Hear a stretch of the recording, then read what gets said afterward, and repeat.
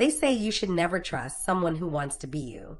I learned that the hard way when the person stealing my face, my voice, my entire life was my own cousin.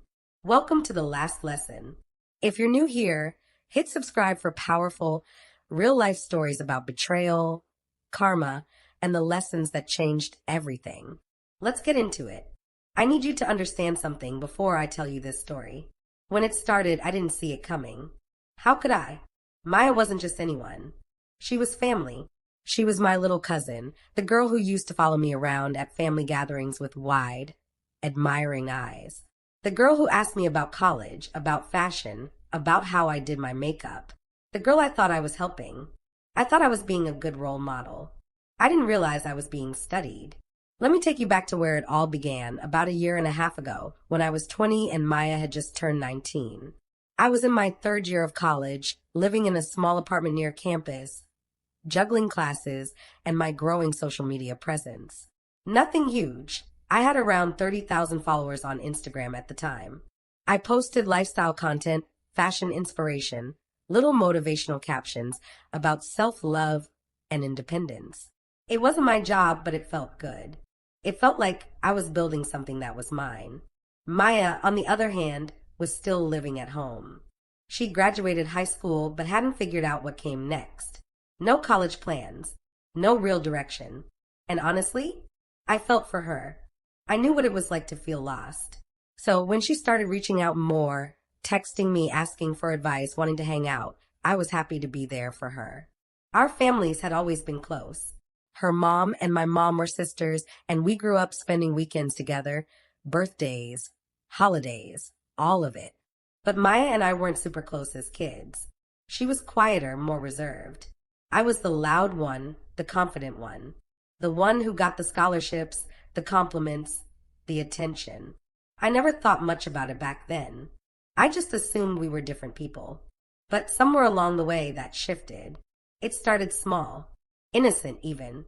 She'd come over to my apartment and we'd take pictures together.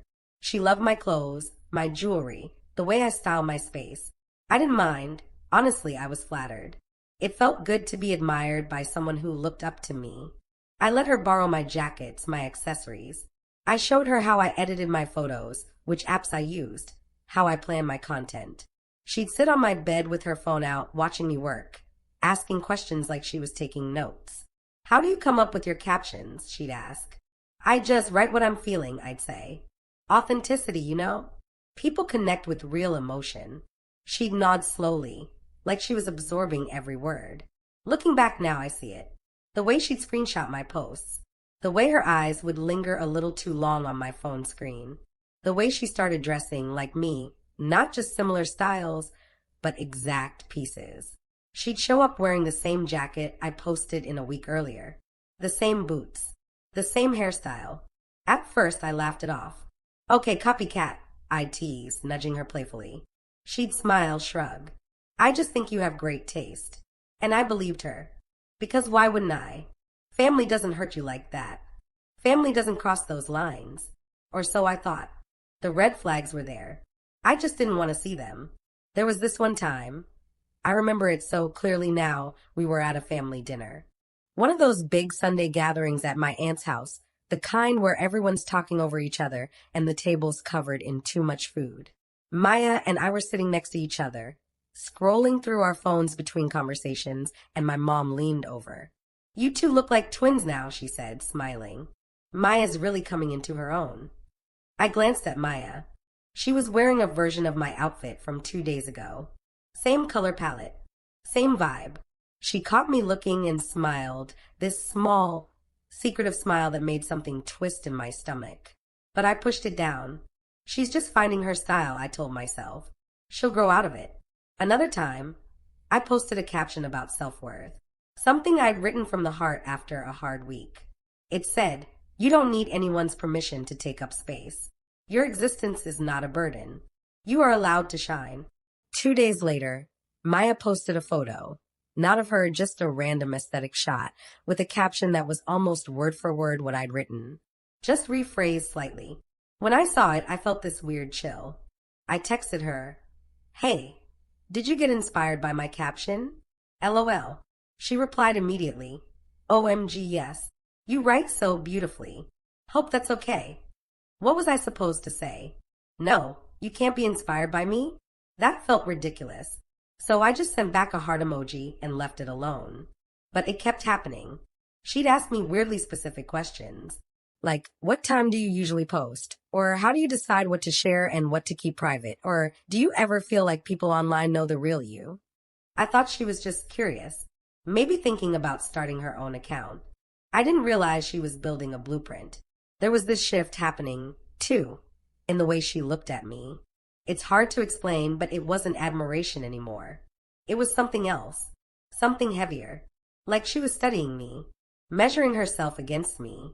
And I could feel it, the quiet tension, but I didn't have words for it yet. I remember one afternoon, we were in my apartment and I was getting ready to film a little vlog-style video for my Instagram stories. Nothing fancy, just me talking about my week, showing some new thrift finds. Maya was on the couch watching, and I noticed she had her camera out too, angled toward me. Are you filming me? I asked, half laughing. She lowered her phone quickly. No, just, I wanted to see how you set up your shots. For reference. Reference for what? For when I start my own account. She said it casually like it was nothing. Oh, you're starting one? I asked, genuinely excited for her. That's awesome, Maya. You should. I can help you if you want. She smiled, but it didn't reach her eyes. Yeah, maybe. And that was it. The conversation dropped. But I felt it, this weird, uncomfortable energy lingering in the air between us.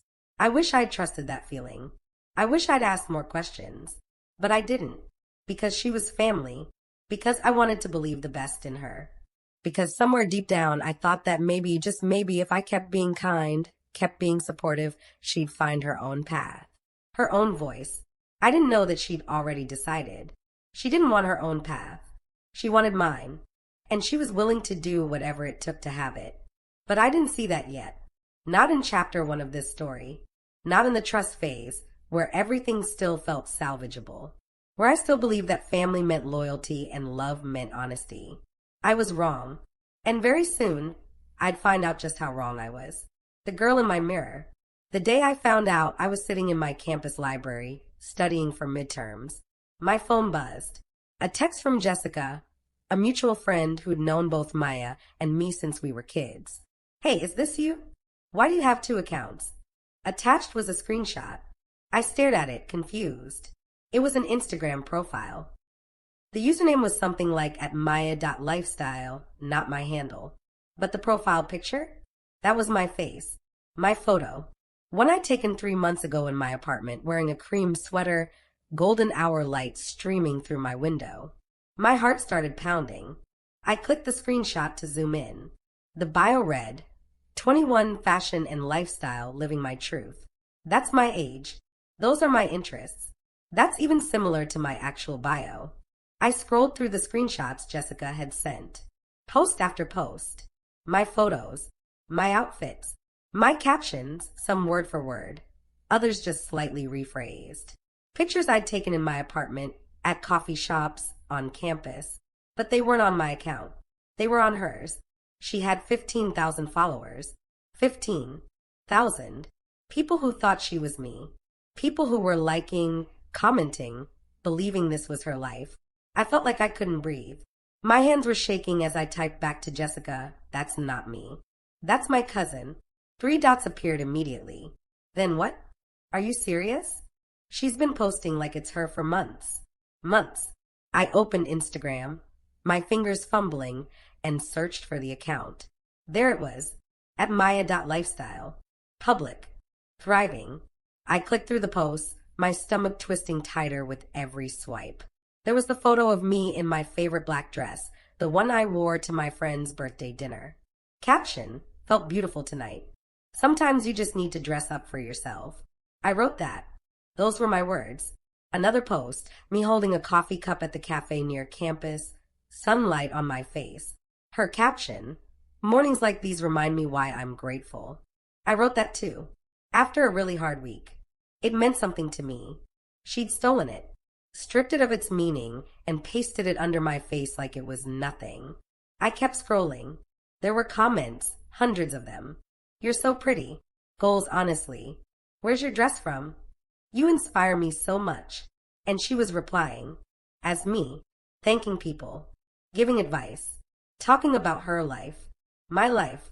There was even a post where someone asked, "Are you in college?" And she'd replied, "Yes, studying communications and loving it. That's my major." She wasn't just using my photos. She was living as me. She'd constructed an entire identity, my identity, and was walking around in it like a costume. And people believed her. I felt violated, exposed, like someone had crawled inside my skin and was wearing me. I took screenshots of everything, every post, every caption, every comment where she pretended to be me. My hands were still shaking, but now it was anger mixing with the shock. I called her.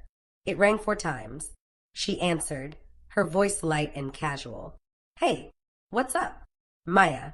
My voice came out colder than I expected. "We need to talk." There was a pause. Then quieter. "About what?" "About the Instagram account where you're pretending to be me." Silence. I could hear her breathing on the other end. For a long moment, neither of us said anything. Then, finally, she spoke. Her voice was small, shaky. "I can explain." "Explain." I felt my jaw tighten. "Explain how you stole my photos? My captions? My entire life, and posted it like it was yours." "I didn't mean for it to go this far," she said, and I could hear her starting to cry. "I swear I didn't. It started as a joke, kind of. I posted one picture just to see what would happen, and people liked it, and I kept going. A joke." My voice cracked. "Maya, you have 15,000 followers. You've been doing this for months. You're talking to people as if you're me. You're giving advice, sharing my stories. How is that a joke?" She was crying harder now. "I'm sorry. I'm so sorry. I wanted to feel special. Just once. You don't know what it's like to always be compared to you. To always be the one who's not good enough." And there it was. The truth under the lie. She didn't just admire me. She resented me. And instead of dealing with that, instead of building her own life, she decided to take mine. "Maya, I've always supported you," I said, my voice breaking despite myself. "I've tried to help you. I never made you feel less than." "You didn't have to," she whispered. "Everyone else did. And you were just there. Perfect. Confident. Everyone loved you. I just wanted to know what that felt like." For a second, just a second, I felt sorry for her. I understood the pain of comparison, of feeling invisible. But then I remembered the comments, the followers, the stolen words, the violation. "So you thought stealing my identity was the answer?" She didn't respond. "Delete it," I said firmly. "Delete the account. All of it. Today." "Okay," she said quietly. "Okay, I will. I promise. Just, please don't tell anyone. Please don't tell the family. This will destroy everything." I closed my eyes. Part of me wanted to scream. Part of me wanted to expose her immediately, to make sure everyone knew what she'd done. But another part of me, the part that still saw her as family, as the little cousin I'd grown up with, wanted to give her a chance to make it right. "Delete it by tonight," I said. "If it's not gone, I'm telling everyone. Do you understand?" "Yes, I understand. Thank you. I'm so sorry." I hung up. I sat there in the library, surrounded by students studying, laughing, living their normal lives, and I felt completely untethered, like the ground had shifted under me and I didn't know where to stand anymore. I trusted her. I let her into my life. I showed her how I built everything I had, and she used it against me. That night, I checked the account obsessively, every hour, refreshing, waiting. It was still there. Midnight came. Still there. I texted her, "Maya, delete it. Now." No response. The next morning, I checked again. Not only was it still there, she'd posted something new. A photo of me from 2 weeks ago. One I hadn't even posted yet. One that was still sitting in my camera roll. She must have taken it from my phone when she was at my apartment, or airdropped it to herself without me noticing. The caption read, "New beginnings. Letting go of anyone who doesn't see my worth dizzy." I stared at that post for a long time, and that's when I realized she wasn't going to delete it. She wasn't sorry. She was doubling down.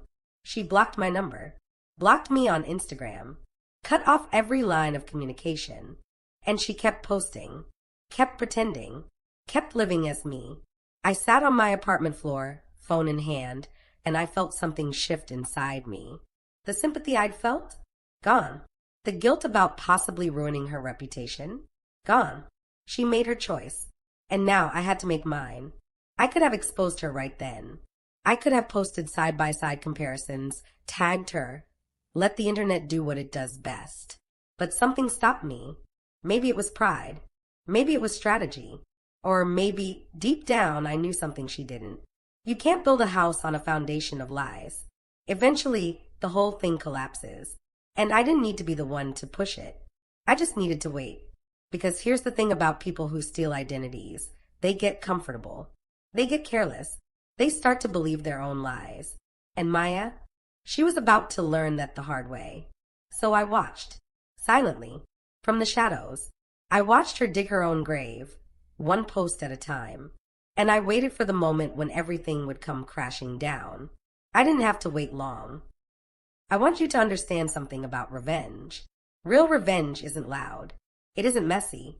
It isn't you standing on a rooftop shouting about what someone did to you. Real revenge is watching someone destroy themselves while you do absolutely nothing. And that's exactly what happened. For 2 weeks, I didn't say a word. I didn't expose her. I didn't tell our family. I didn't make a call-out post. I just watched. I created a fake account, blank profile, no followers, generic username, and I followed her. I watched every post, every story, every comment she replied to. I took screenshots of everything, building a file of evidence, but I didn't use it. Not yet. I wanted to see how far she'd go. Turns out, pretty far. She got bolder, more careless. She started posting new content, photos that weren't of me because she'd run out of my pictures to steal. So she started creating her own. Badly. She'd take mirror selfies in outfits similar to mine, trying to replicate my aesthetic. But it was off. The angles were wrong. The lighting was harsh. She didn't have my camera, my editing style, my eye for detail. You could tell something wasn't quite right, but her followers didn't seem to notice yet. They were still eating it up.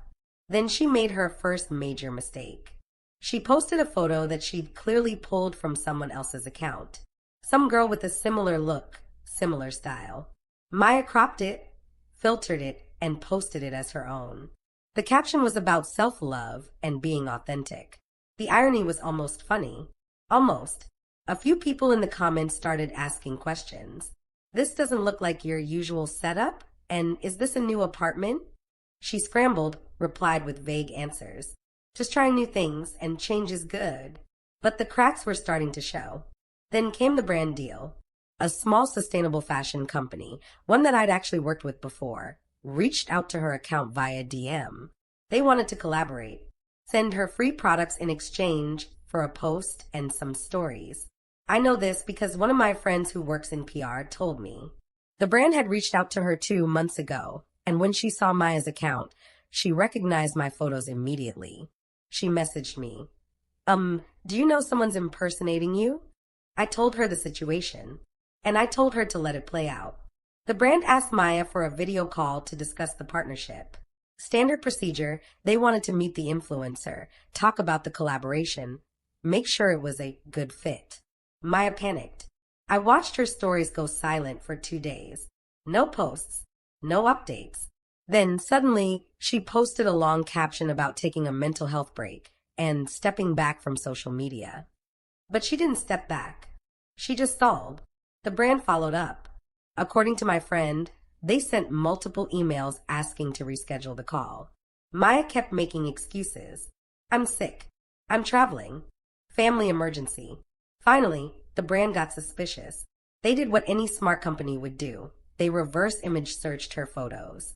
And they found me. They found my real account with the original photos posted months before hers.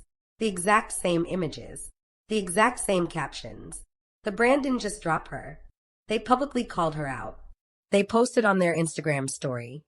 We were excited to work with @Maya.lifestyle, But after discovering the account is using stolen content and impersonating another creator, we can't move forward.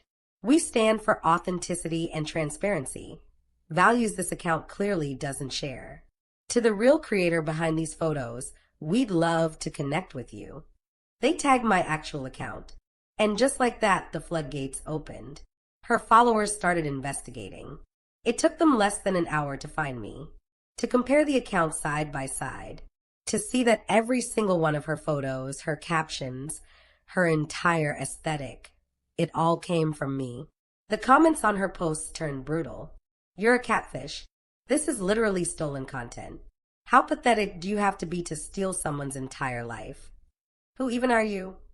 People started tagging her in posts, creating comparison threads, sharing screenshots. It spread fast. That's the thing about the internet. Once people smell blood, they don't stop. Maya's account went from 15,000 followers to 12,000 in a day, then 10,000, then 8. People were unfollowing in waves, and the ones who stayed were only there to watch the train wreck. She tried to defend herself at first, posted a story with some half-baked excuse about shared inspiration, and it's not that deep. But that only made it worse. People tore her apart in the comments. Then she tried to go private. But by then, the screenshots were everywhere. There was no hiding. She deleted the account 3 days later. Just gone. Vanished. Like it never existed. Except it did. And the internet doesn't forget. Our family found out because someone, I still don't know who, sent the screenshots to my aunt, Maya's mom. I wasn't the one who told, but I won't lie and say I felt bad about it either. My phone rang one evening. It was my mom. Did you know about this? She asked, her voice tight. Yeah, I said quietly. I knew. Why didn't you tell me?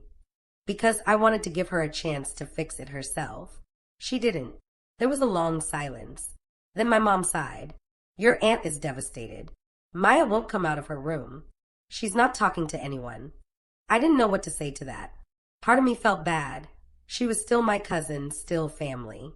But another part of me, the part that had been violated and stolen from, felt nothing.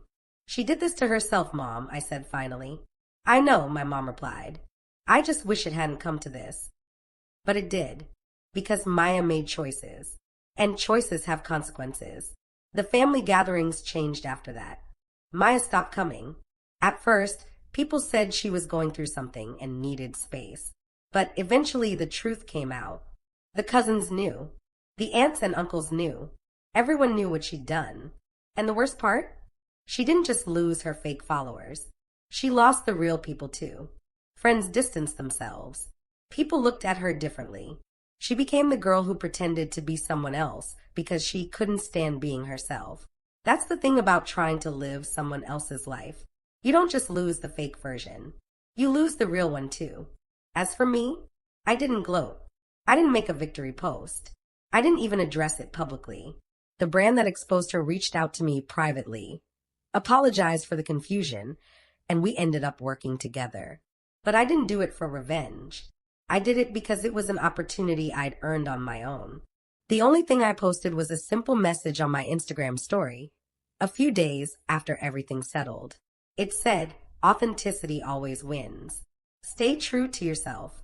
You're enough exactly as you are. That's it. No names. No drama. Just a reminder for my followers and maybe for Maya, wherever she was. Because here's what I learned from all of this. Some people will look at your life and want it. Not because they admire you, but because they don't know how to build their own. And that's sad. It really is. But you can't save people from themselves. You can't force someone to value authenticity when they've built their whole identity on lies. Maya didn't lose because I destroyed her. She lost because she destroyed herself. Every stolen photo, every copied caption, every lie she told, it all built a house of cards. And when the wind came, it all fell down. I didn't need to be the wind. I just needed to wait. And now, I'm still here. Still me. Still building my life, my content, my voice. The real one. The one that can't be stolen because it's mine. Maya's somewhere out there, hopefully learning the same lesson I did. That the only life worth living is your own. That's the real victory, not the revenge. Not the public humiliation, but the fact that I'm still standing, still authentic, still me. And no one can ever take that away. If you made it this far, thank you for listening to my story. If it resonated with you, please subscribe to this channel for more real-life lessons about betrayal, growth, and finding your strength. Drop a comment below telling me your thoughts.